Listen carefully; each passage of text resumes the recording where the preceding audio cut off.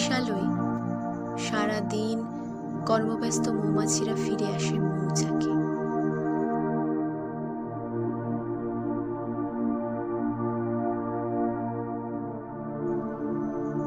তাদের গুঞ্জনে একজন মৌপালক ঠিক কি শুনতে পায়। তার চোখে কিসের ভয়, তার মনে কোন আশঙ্কা।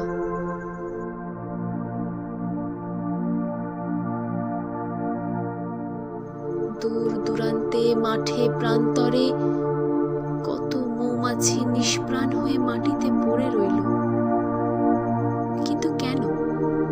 তার সাথে কত ফুলও ঝরে গেল পরাগায়নের আগেই, কেন? উত্তর তো অনেক পরে। আমাদের আর ঠিক কতটা সময় লাগবে এই প্রশ্ন করতে? ঠিক কতটুকু সময়ের মধ্যেই এই প্রশ্ন ভুলিয়ে মুখ ফেরানো যায়?